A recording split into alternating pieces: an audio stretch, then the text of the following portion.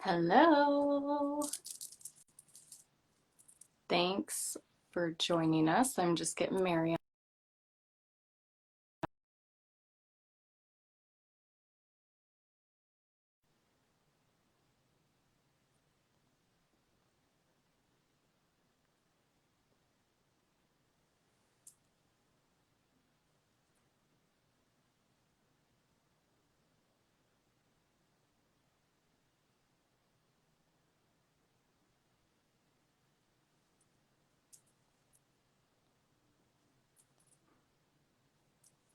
Okay.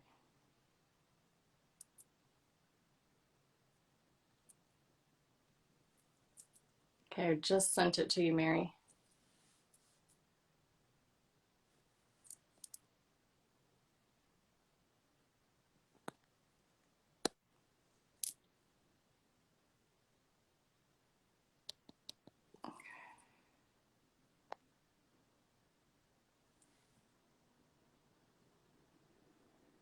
Thank you. I've been wearing it since last night. Mary! Hi, can you hear me? I hope. Yes, you Awesome. made it. I made it. So, look at all these people talking to you and saying stuff. I know. I Kenzie's just commenting on my sweater that I've been wearing for 2 days I love it. straight. Oh my goodness. I also loved your terminology for it. For your all of that. Um, Yes, how are you, Mary? I'm good. I'm good. So I have a quick question. So what I Yes. see right now are all the people that are joining. Is there a way to Make it go away? no, I don't want to see it, but I also want to make sure that you can see me. Yes, I Basically, can. right, are we good? Yes. Good. I Then can that's all. see you and everybody can see you. Those are just going to go over the bottom of my face, but everybody can see you. Gotcha. Okay. All right. Well, you're pretty face. And your pretty face. Hi, I did Happy, my hair for you. I love it. So beautiful. Yes. Happy Face Lightning Day. Thank you so much. Thank you, everyone. Happy Face Lightning Day. I think it is a holiday that we should all share. Um, and I should probably explain why Yeah. I celebrate it. Can you Yes. tell us what it is? So on May 14 of 2021 was when I had my first bout of what I call face lightning, which is what everybody in this community knows as trigeminal neuralgia. And the reason why I kind of celebrate it is so at first, those first appointments, it was like, oh, it'll be like 3 to 6 months of this and it will go away. It goes away on its own, right? Yeah. Um, and then it didn't go away on its own. And I really wanted to make sure that this did not get the best of me and that I never asked why me, right? Yes. Um, and one of my best qualities is that I'm pretty silly. Yes, And you are. so silly.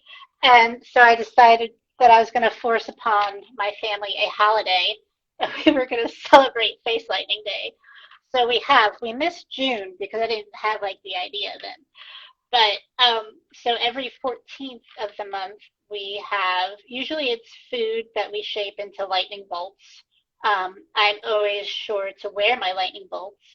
And if anybody asks me why I'm in my lightning bolts, I tell them.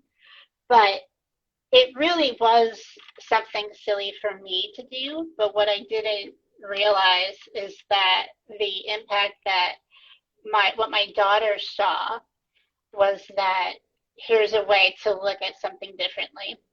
And they thought Exactly. it was fun to celebrate something even though it's not fun. Yeah. Now I will say though, I have a feeling I will not do monthly celebrations. Well, I want to go back real quick because I didn't get to introduce you and tell everybody who you are and let you introduce yourself. So, this Sure. is Mary Manning. She is a yoga teacher, super mom, TN warrior. extravaganza. She is my behind the scenes support. She lifts me up every single day. She is keeping me laughing. She has been such a big support with this 5K, Mary. I have to give you a single-handed shout out for your fundraising efforts for this 5K. Mary is responsible for most of the $5,000 that has been donated. She has been Yay, team. hustling. So I'm Yeah, so it's proud been a of hustle. you. Can you Thanks, take it away Maggie. and tell us a little bit about you? Tell us about your family, where you're Sure. at. Go for it. Sure. Well, thank you, Jessica Dobbs. And so real, I'm gonna real quick on you.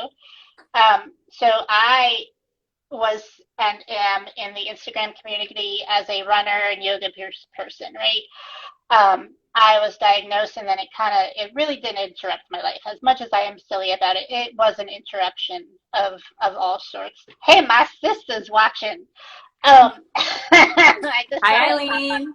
Hi, Eileen. Um, but so it really was an interruption, and I was feeling pretty down about it. And I'm a marathoner, and I had already registered for the Baltimore Running Festival marathon back in January. I run it every year. It's one of my mainstays in my life. And I had written a post that I was really down about. I didn't think I could do a marathon.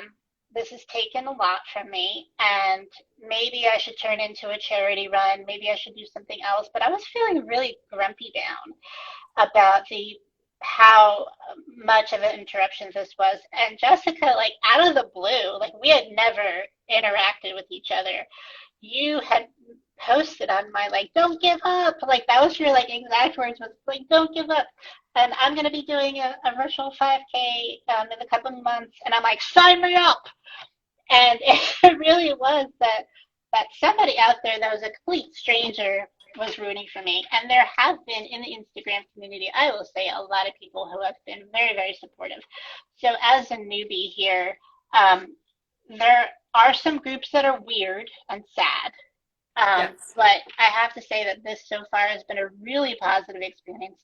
There's been nothing but uplifting each other up, which I think is really important. Um, with that, so thank you, my dear. Um, you can't get away with, with that. Um, so in my world, my husband and I own a company in the event industry. We have two daughters. I went through infertility with my first daughter, and I really did think that that was the last of my silent like medical struggles, right?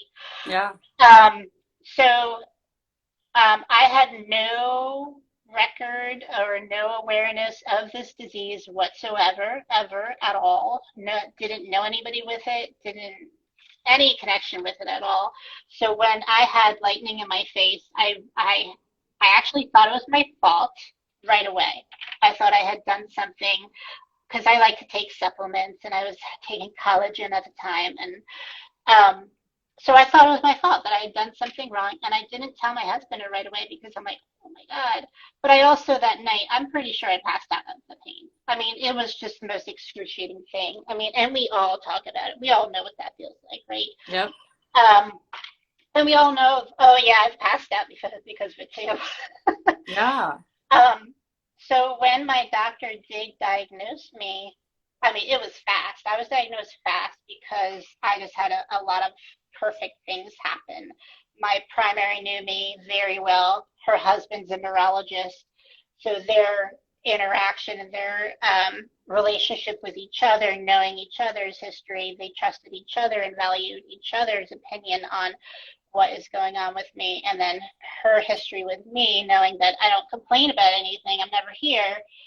She's telling us something that's really important. So I did have it quickly, but you know, 3 MRIs later, they they figure out like how much to give you or what not. Um, so I throughout this time really did try to use everything in my wheelhouse to heal. And like you said, I'm a yoga instructor. Well, I also happen to fall into teaching meditation, though I myself started meditating long, long, long before this. So I think that that was a very big benefit for me. Um, and I think that for me, using the techniques that are my strength, like being silly and having meditated, that's what's helping me along. And I think tonight I just wanted to share some meditation techniques with everybody. Um, and in understanding a little bit about why they work, why they can work for people, and what to try if maybe you're having a flare up, what to try if you're not. Just simple things that we can do as we move through our daily life, so that we're a little bit more well prepared and we can think about a different option. Now, I know a lot of us are on a lot of different pain protocols. Um, the pain protocol I'm really going to be sharing today is breathing. Yeah. And it sounds simple, and there's so much science behind it, and it's really beautiful. So I'm just going to take you all right now. We're just going to ground down and just kind of get aware of our space. And this is called the 5-4-3-2-1 method. And if you want later, I will post maybe a comment or however this works, but of what what goes to what. But with your eyes open, just we're in a comfortable seated position. We don't need to change our bodily posture at all, right? We're just nice and comfortable with your eyes open. So now, Jessica, you're the only one I can see. So I'm going to ask a series of questions.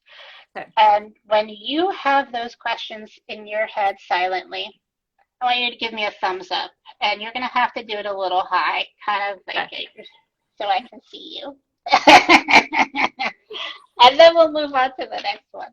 Okay. So if everyone wants to join us in this, this is one of my valued techniques. So 5, oh, perfect.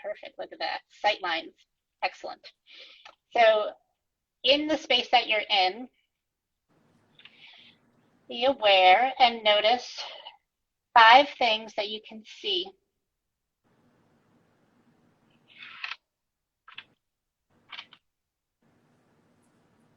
Perfect. You can put your hand down.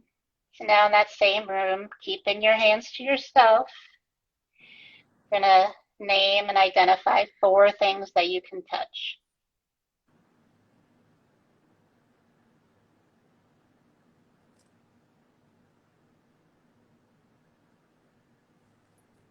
Perfect. And you can put your hand down. I want you to identify and be aware of 3 things that you can hear.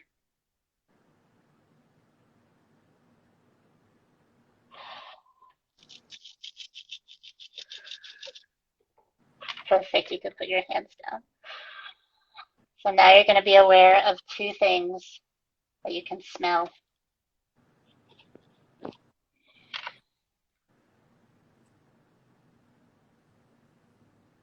Perfect. And now be aware and identify 1 thing that you can taste. Perfect. So what we've done there, you can relax your body, you can move to wherever you want to be. So that exercise alone, it brings our brain, our senses, and our awareness and our breath all in connection. So wherever you are, that is an exercise you can do if you're feeling anxious. But also if you have that anxiety of a flare coming up, we have those triggers, like you and I have talked about how we have storms can be a trigger for us. Now, if we are in a situation where we can take a moment and do that 5-4-3-2-1 exercise, it helps bring our body and our mind and our breath. And you notice I kind of slowed down the way I talked. It got slower. 5, 4, 3, 2, 1. And you probably could anticipate already, what scent could she be doing next, right? or what sense is what I'm meant to say. What sensory is she about to do next?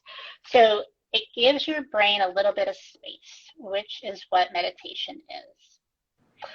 So I want to bring you to another anti-anxiety technique. This is also one that can help us pre-flare when we have those triggers and those warning signs. But this technique is also very Zoom friendly.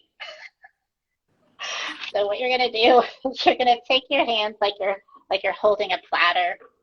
Perfect, perfect job. Now bend your middle finger back towards your palm. Perfect. Yep, that's exactly right. So now you're going to place your thumb pad on the nail bed of that middle finger. You're doing great. So we've made this symbol, right? We've made this. So this is our reset. This is our inhale. And on the exhale, you're going to flick it out. All right. And you could do it as strongly or as lightly as you want. Every inhale and reset. Exhale, flick it out. And now look, you can do it off camera. Nobody needs to know what you're doing, right? So once again, we've connected the physical movement with our breath. And even 1 minute, right? This will calm us down, give us a little bit of movement and breath, but it's slower. It's that hand-eye coordination. And honestly, if you do it differently, I'm not going to say wrong. If you do it differently, that's fine. Your goal is to connect your breath with your movement. So you can release that, Jessica. You're doing an awesome job. You're such a good breather. So, yeah, the other one is I wanted to do is I want to jump in no matter who's coming in or popping out. But I think it's really important to cut to the chase when we're doing something as what I think is valuable. I think meditation is very valuable to our community. And I know that when I am looking for answers, I want those answers right away, right? So I want to give you a few more ways that we can help ourselves. The other one is the oldest way to meditate. So now, when we see people meditating, we see them in their orange robes, staring on a mountain, looking off in a distance, and they have their hands in that gesture. They're sitting in lotus, and they have that perfect sense of like nothingness, right? Yeah. They don't have a care in the world, right? Now, we don't have that luxury of having zero cares. We don't have a luxury of sitting on a mountaintop. Our circumstances are never going to be perfect. So that's our number one thing, is that we have to understand that our circumstances aren't perfect, and that's okay. And now you and I am 100% sure, are both in pain right now. Yep. Right? We feel like we have no choice right now, right? Yep.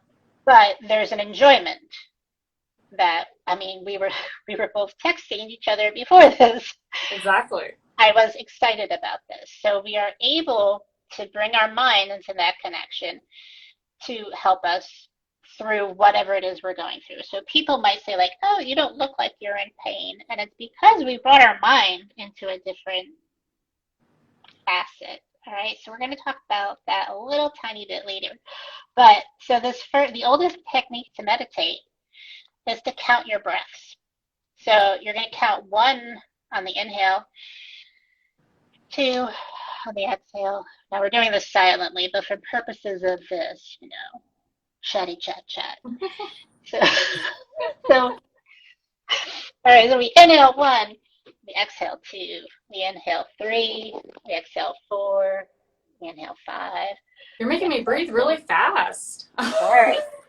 It's hyperventilating meditation. It's funny. So it is true. I have asthma, so I do breathe faster than people. And there are times that I'm in class and I'm like, oh my God, I gotta slow us down. Somebody's passing out, Mary. Calm down. Poor George in the corner. I told him he could lay in child's pose and cry, but I didn't think he was gonna take me up on it. So So basically, we are going to do that exercise, but you count up to 10, and then when you get to 10, you start back at 1. Now, what I tell my folks is that you do this as many times as we're meditating, and if you get lost and you find yourself at 17, that's okay. Start back at 1, right? I think we get so wrapped up in the rules of how to meditate and why meditation is good and what meditation looks like is we don't know, we forget that it's as easy as counting our breaths.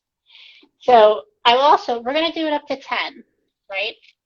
And then we're going to come back to 0 and then we're going to release that. So on your marks. So let's take a nice inhale together and release that out. 2. And then on your own pace, let's go up to 10.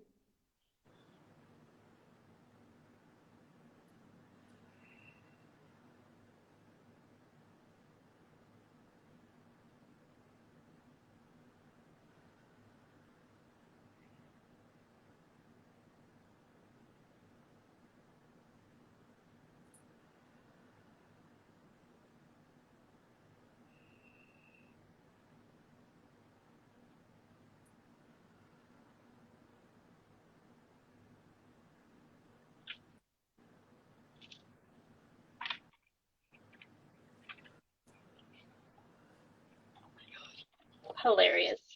But I hope you've all gotten back to 0. So here's the thing. Doing that over and over and over again, that's all you need to do. And I think that once we start there, then we can start bringing in our mantras and our intentions and our other things to help our flare. But meditation does not have to be a scary thing. It does not have to be a thing where you think that you cannot do because you don't have your life in order, or that's just false, right? Anybody can meditate. You can also meditate wherever you are. You can meditate on the bus, when you're in that MRI machine. There are so many ways that you can create your own atmosphere to have a positive meditation. And my sneaky anxiety one that I just snuck in on you was one that I did do in an MRI machine, and I just counted to 2. So inhale 1, exhale 2, back at 1. Because there was no way that counting to 3 was going to happen. I was in full face lightning, and you're not supposed to move. So you do what you have to and what your body can do, and that's counting to 2. And maybe if it's just counting to 1 and then forgetting what 2 is and just exhaling, we have to do what our bodies are able to do, and we have to respect that. And we have to be okay with what is okay for ourselves, and it doesn't matter what other people are okay with. And I know that Victoria was on and talked about the parasympathetic nervous system. Yes. And the sympathetic nervous system. Well, all we did right now is bring all that online. We brought our parasympathetic nervous system online. The best way to tone that vagus nerve, which I think she talked about, which was it's from our brain all the way to our bladder. And the vagus nerve, it means wandering in Latin. And that dang thing is what is the cause for our stomachs, for us having to go diarrhea when we get a little anxious. It's the vagus nerve. And the best thing to do to help that vagus nerve and tone it is to breathe through our nose, because it actually runs past our nasal cavities and our vocal cords. So when we breathe just through our nose, because we tend to open our throat when we close our lips and breathe through our nose. So that Darth Vader sound, that's what's helping tone our vagus nerve. Singing and chanting. Now, I don't teach chanting. That's not authentic to me, but that's why chanting is affiliated with meditation. It's helping with that vagus nerve. So there's science behind all of this. Wow. And we're just trying to bring our bodies into balance. So I thought I would share some information I learned about meditation with chronic pain. And I Yes, know I love that. I kind of hijacked our chat.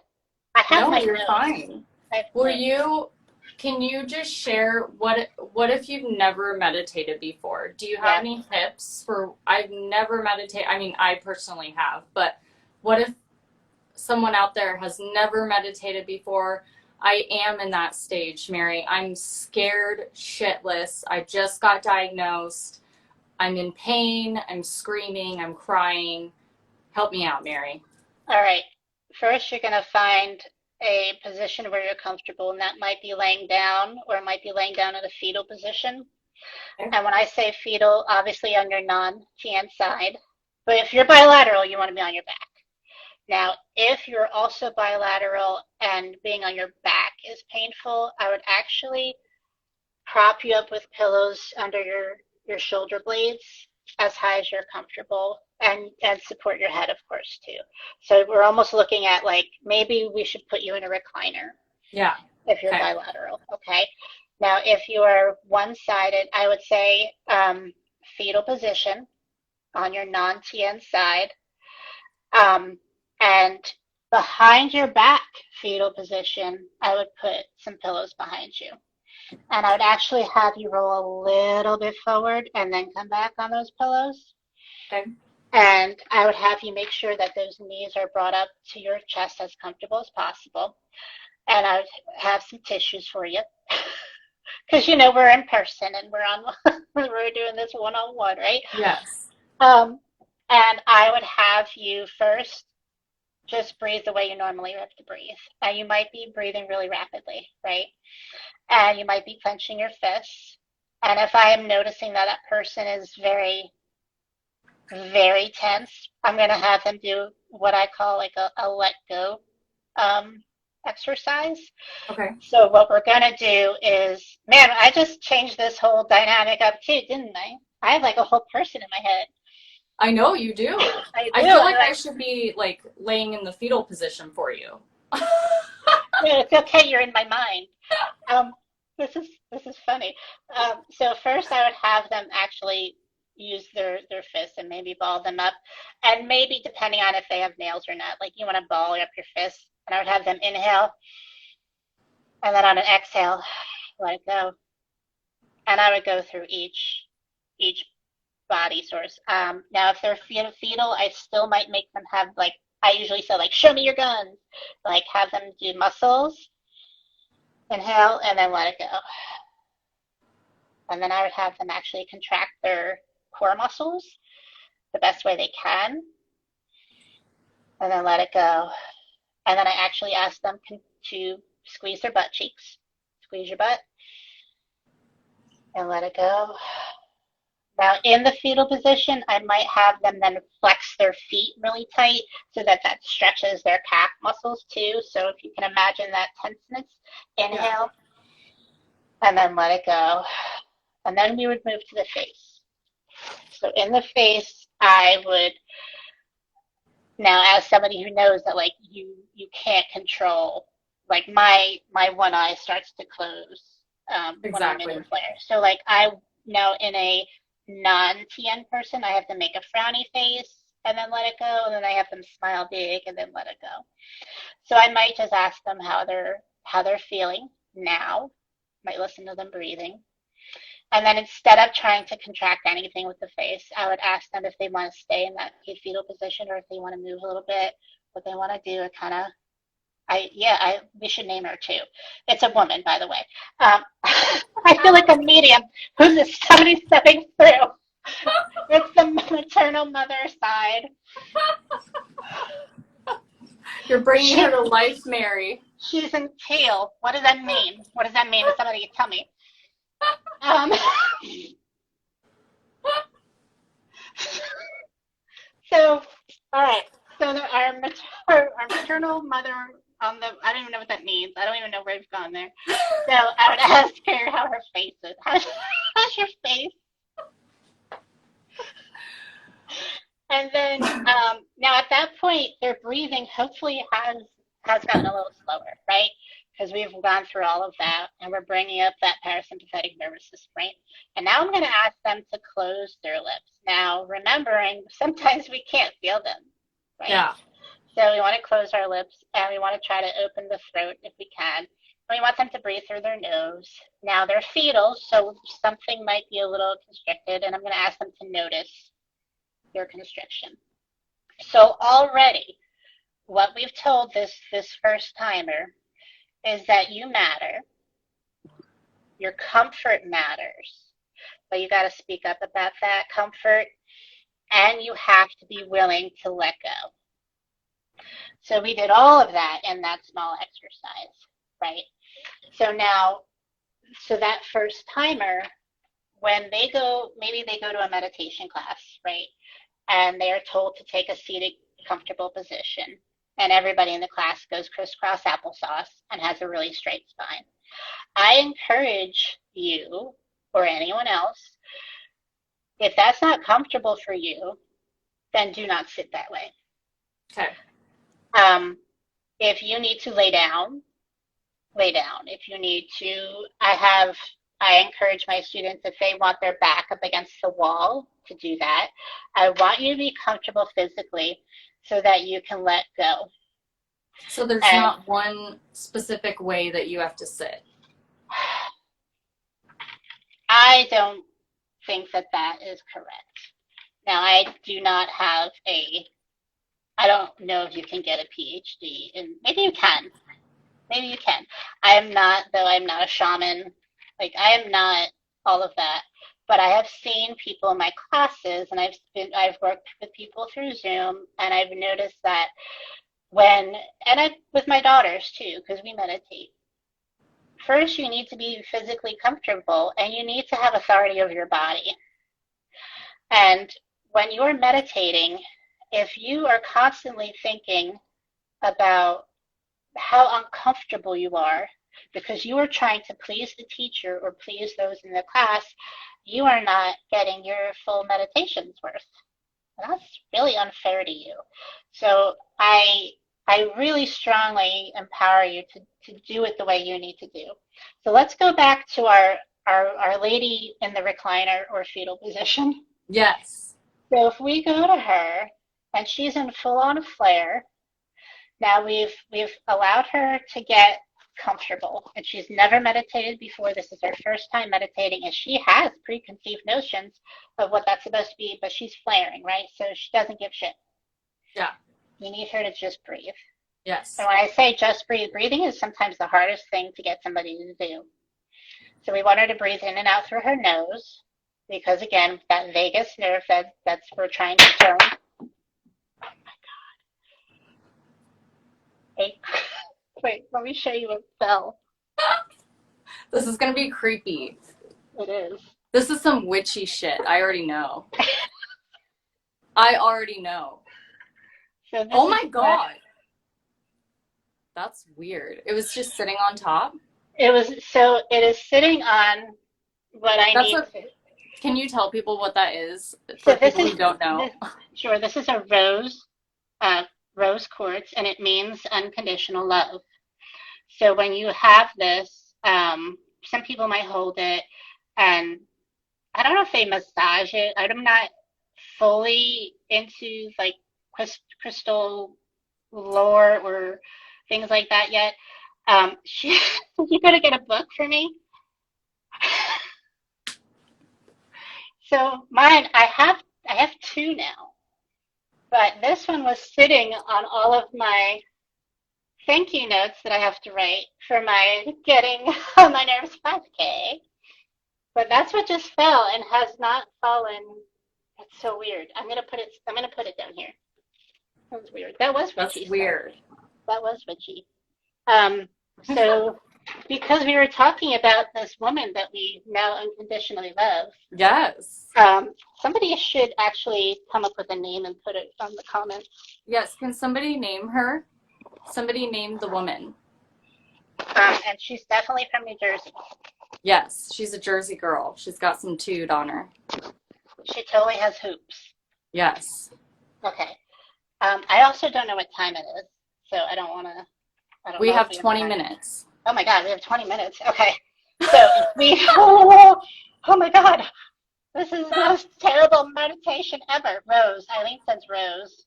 Rose because of the rose Rose. quartz. Yes. Duh. Yeah. We're so dumb.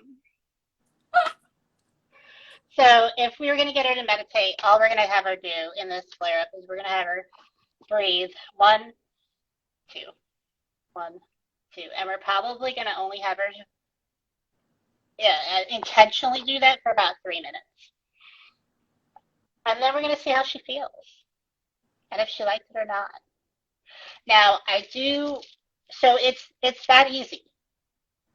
It's that it doesn't have to be anything more than that. It's about getting comfortable and getting aligned with your breath and tuning into what your body is saying to you, which brings us to pain. Pain is our body's only way of talking to us.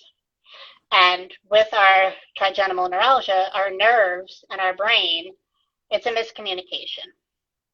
So here's the meat of what I wanted to share about meditation and chronic pain.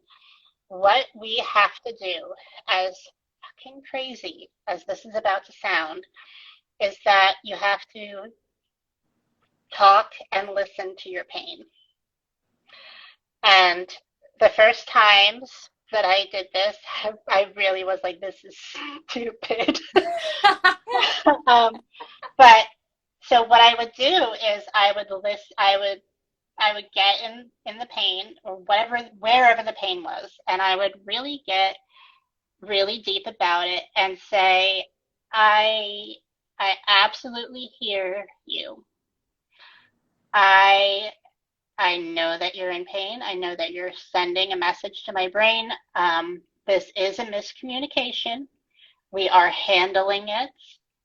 And I would actually silently talk to myself about what I was doing, when my next appointment was, what medications I was taking, and I would really get specific with my silent conversation to my pain. And does it make it disappear? No. But once you create those new pathways of how you think about what you're feeling, it does change. So I went from flares that would cause me to lay on the floor and cry and do nothing else but think, I'm in pain, I'm in pain, I'm in pain, I'm in pain, I'm in pain, pain. But right to, I'm in pain that I want to lay on the floor and cry, but I know that this is a miscommunication. I know that my nerves are damaged. Nerves, I know that you are damaged. I hear that. I know that, and we're taking care of it. And almost to the point where if you had a dog that wanted to be fed, Yeah. and you had arms full of groceries, and you're like, I know you need to be fed, but I'm just going to let me put these down, and then I'm going to address you. It's almost that sense of addressing it, and that one part of addressing it kind of flips a little bit of a switch so that you can manage it a bit differently. Our pain is not going away. We have pain all the time. I don't know if anyone has it not at a time. I don't think I used words correctly there. But I think there are some people who are in remission. In remission. Yes, remission, and don't yes. experience pain daily like Right. some of us do. So I think it's more of a like that mental preparation part that is so important. And that conversation, it's not like I get seated crisscross applesauce and light my candles and burn my sage in order for that conversation to happen. That conversation happens whenever it really needs to. And that is meditation. I mean, meditation is just simply when you're in connection, focus, and breathing. Like, that's what it is.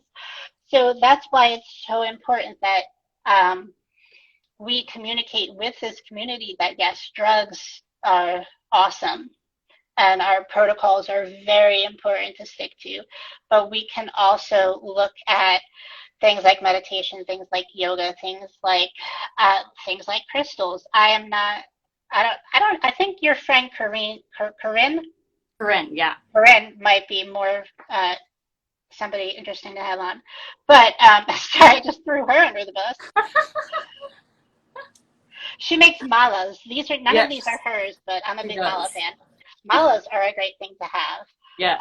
Um, I use mine to meditate with. I use them for either mantras or breath work, but and they come in different stones, and mine have skulls.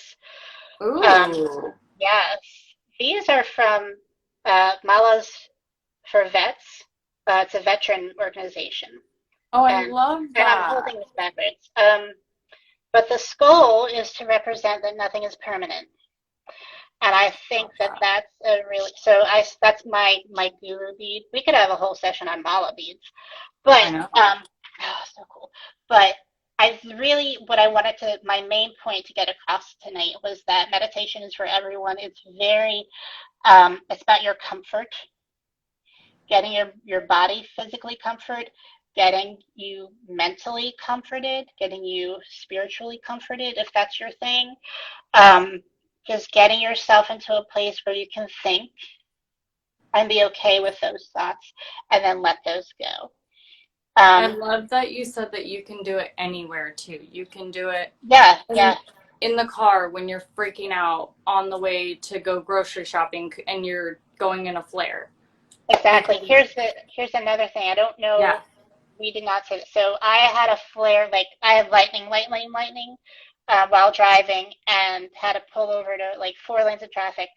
And what I didn't put together until later was that something that my brain took over and went hum, and I went and like the most awful noise came out of me, but I pushed my tongue to my non-TN side and just like hummed, and then I once I got over safely, I thought like, all right, I'm good.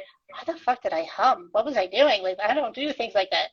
I wasn't like singing a song. This wasn't anything. And I later remembered, I'm like, you know what? Humming and chanting, that's a part of turning on your vagus nerve that maybe everything just shut down. And like that moment was like, you have to do everything to calm down right Yeah. now. Yeah. Your So body kicks humming, in. a lot of us do have any noise or chant that maybe we make with our vocal cords. Sometimes that calms down a flare. So I know there's more external things that people do and people share, but I really want to share tonight like that mental strategy of it's a miscommunication. You absolutely can handle it, but you need support. You need to speak up. Um, so, for instance, that lady that we were working with, if she kept saying, I'm fine, I'm fine, I'm fine, and she really needed to be laying on her back, it does no service to her by trying to please me. Exactly. Same if you were to try going to a public class and we're just trying to please the teacher, it doesn't help the teacher. It doesn't help you. You are there to help yourself. So please take authority over whatever your practice is. And um, I don't know. Is that our time? I feel like No, we have 15 more we have minutes. 15 more minutes. That's so awesome. Do we want to Yes. do a meditation? Yes. I would Do we love to. want to, let's be intuitive. So we had our rose quartz. Let's do Yes. unconditional love. Do you want to do chakras? Yes. My, Will my, you my. do a quick little what's a chakra? Sure, absolutely. Chakras are your energy centers. And it sounds hokey, and you could believe whatever you want to believe. Um, what I personally think of as chakras are they are sources in our bodies. So, and in our they're from the top of our head to like our little down Root. there. Our root chakra, it's red. My God, can you imagine? Like, it's where the stuff comes out. But that root chakra, right? That root chakra, there's so with each of them, I'm going to say a 1 to 2 word phrase. Okay. Okay. So chakras are, think of a chakra as our energy center, and think of this meditation as something that we can get aligned, maybe be a little bit more open, maybe allow ourselves to have a little bit more authority. My damn heart button won't work. Oh, hearting. Oh, oh, she's so sweet. I see your hearts. I see your hearts. Um, I should have been like, Oh, there you go. unconditional love. All right, so we're gonna do our unconditional love. All right, so we're gonna sit now. Hear what I'm gonna say though. I'm gonna say sit nice and tall. But once again, what do? You take authority of your body. I'm on a ball chair. Oh, I So would have I been have on my back. I would have been Rose in fetal position, girl.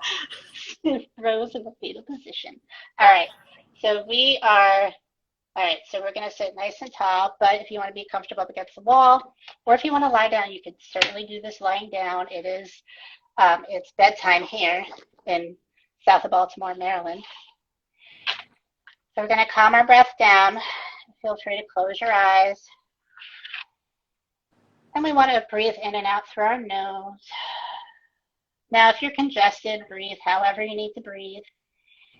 If you are feeling particularly stressed, feel free to breathe through your mouth on the exhales. And if you want to manifest, just letting go and go, and just let that out. That's okay. And I want you to bring all of your awareness to your bottom and how it's making contact to maybe a chair, or the floor, or the mat. And just bring every single fleck of awareness down to your bottom.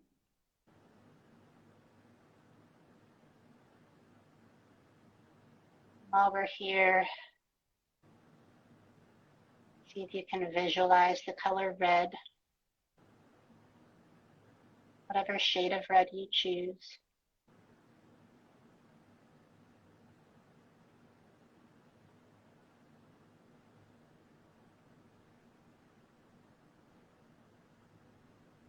And in this chakra, this is where we simply am. I am. While we're here, maybe you want to fill in that sentence, or maybe you want to leave it as I am. And with this, there's a sense of that redness is warmth and love and joy and peace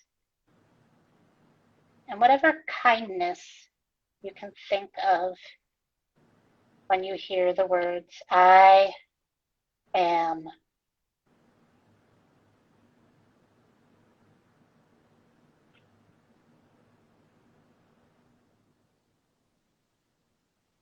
Staying aware of your breath.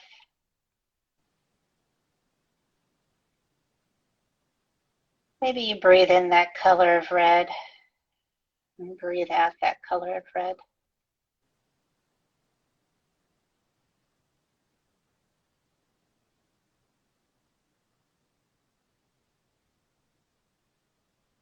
And on your next exhale, you're going to slowly start to let go of the color red.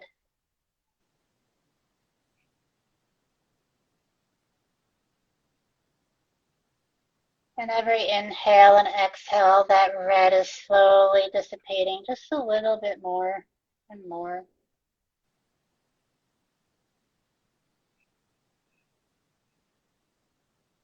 And when that red dissipates, orange starts to come through. You start to breathe in orange slowly. It starts to envelop the area just below your belly button. Start to think of that area.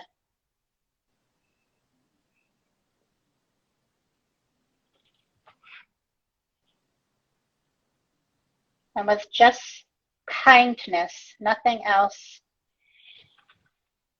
Begin to hear me say the words, I feel. And once again, you can fill in that sentence if you'd like to with the kindest word to yourself of I feel.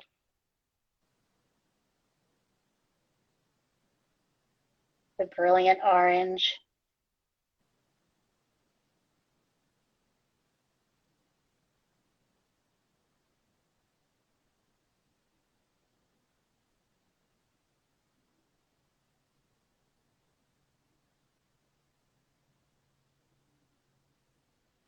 Slowly, with all that kindness of that orange and beauty of I feel, we're just going to start to let go of that orange and let that slowly start to dissipate.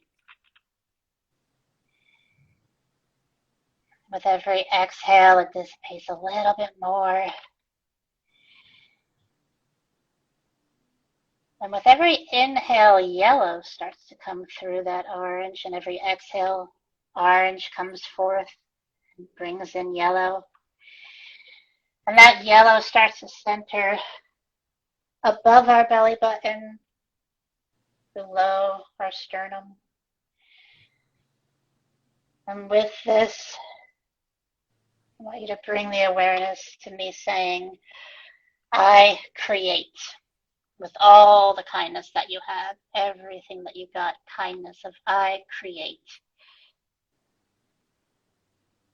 Without any judgment, without any malice. All the joy that I create and the abundance of yellow.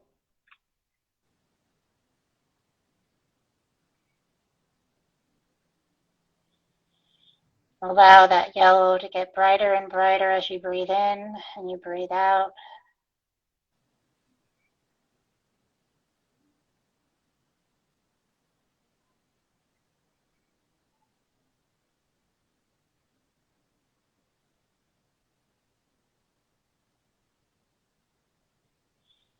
And with your next exhale, that yellow is going to start to dissipate. And with your next inhale, green is going to come through. And every exhale, yellow moves out. Inhales, green moves forward. Until you have a bright green area right over your heart. And with the brightest green and the most kindness, you are aware of me saying, I love. And with the most generous and genuine and kind way, you bring yourself love. And maybe you fill in the rest of that sentence of I love.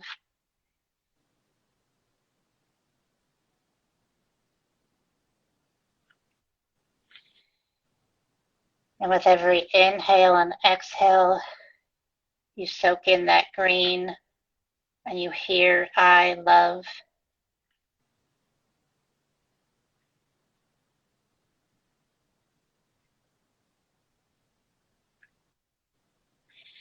Stay with your breath.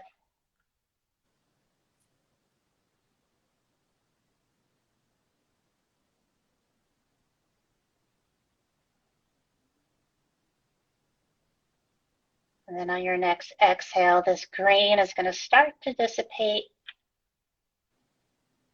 And a beautiful blue is going to come forth.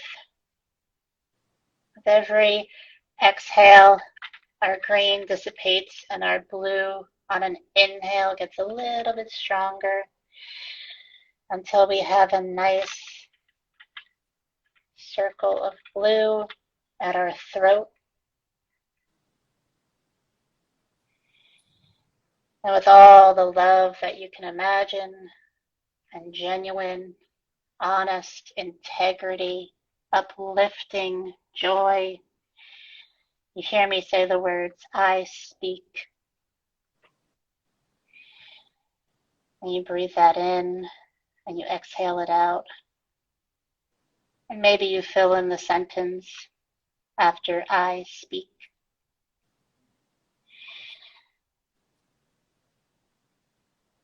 And that blue is just the most uplifting and genuine blue that you have, breathing that in and out.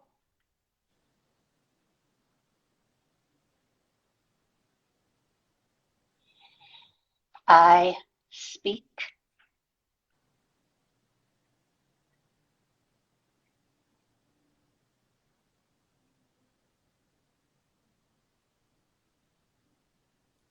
And as we start to exhale, that blue is going to start to dissipate. And on your next inhale, purple is going to come forth. Every exhale, blue dissipates. Purple begins to come forth on every inhale until we have most beautiful purple right in the middle of our forehead, a beautiful circle of purple. We have our relaxed forehead. The space between our eyebrows is nice and relaxed. And we have a beautiful purple circle right at our forehead.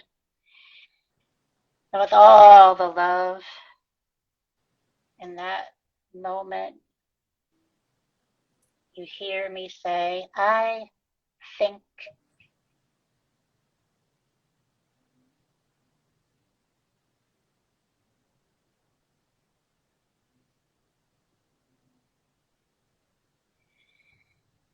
And with all of that peace and purpleness and joy and all of that love, you relax in that idea.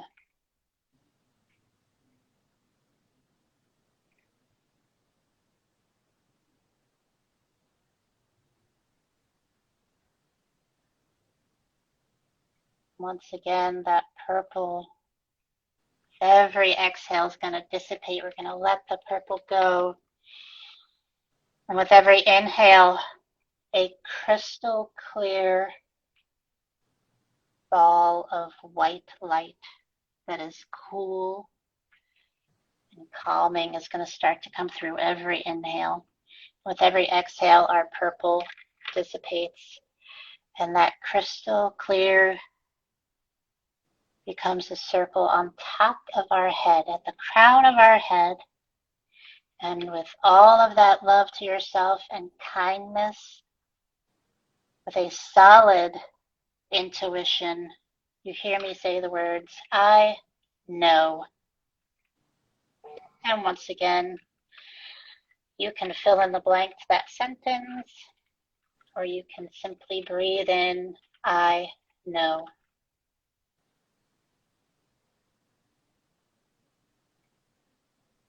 And as you breathe here, allow yourself to breathe in fully. See if you can lengthen your inhales and exhales just a little bit further. Staying with that visualization of that crystal clear circle.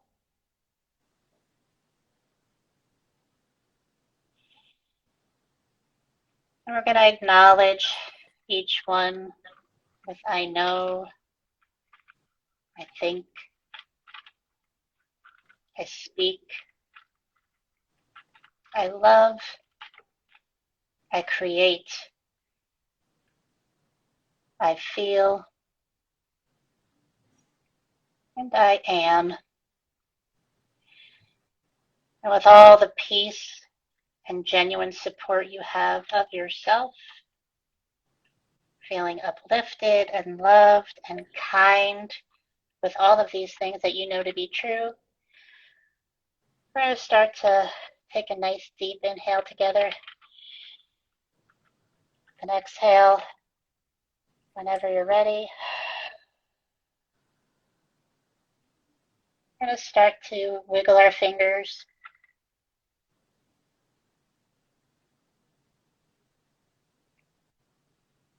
Start to find a little bit of movement wherever you're seated, or maybe you're lying down. Maybe you roll your shoulders just a little bit. Maybe you stretch out your arms or legs.